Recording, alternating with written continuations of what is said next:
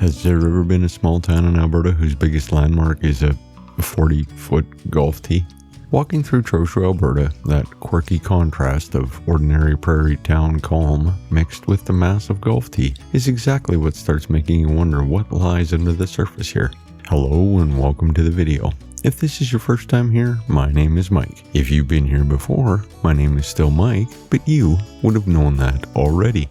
Trochu began in the early 1900s, originally a ranch outpost when Armand Trochu set up the St. Anne Ranch Trading Company in 1903.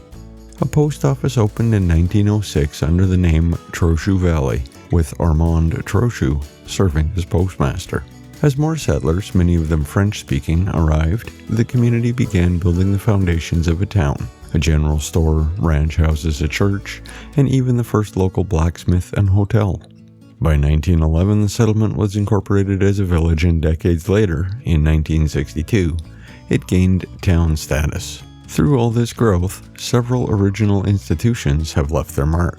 For instance, the former town office and fire hall now houses the Trochu and District Museum, a place where town history lives on, from artifacts of early settlers to old printing presses from the local newspaper. And a legacy that blends nature with memory, the Trochu Arboretum, planted on what once was a respected town doctor's property, now hosts over 1,000 trees and shrubs of more than 100 species.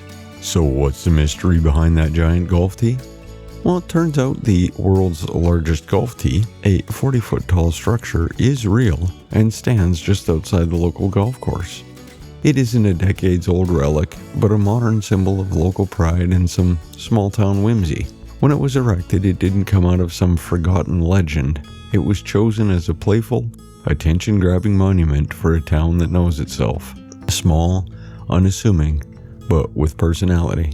Today, Trochu is quietly rooted in its past, but living in the present. With under 1,000 people, modest homes, a blend of prairie town infrastructure, green spaces, and the museum and arboretum preserving local memory, it's a town shaped by generations of settlers and resilience.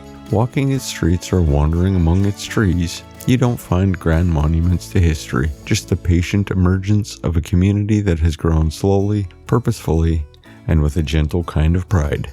So if you enjoyed this little journey, give that like button a tap. It's free and oddly satisfying. If you haven't subscribed yet, just know I share a new small town story every week, weather permitting of course. Feel free to pass this along to your aunt, your neighbor, or that one friend who still thinks Alberta ends at Calgary. They need this more than they know. And you'll find gradient imaging on Facebook, Instagram, and TikTok, because apparently I'm not busy enough. But until next week, drive safe, wave at strangers, and take the scenic route.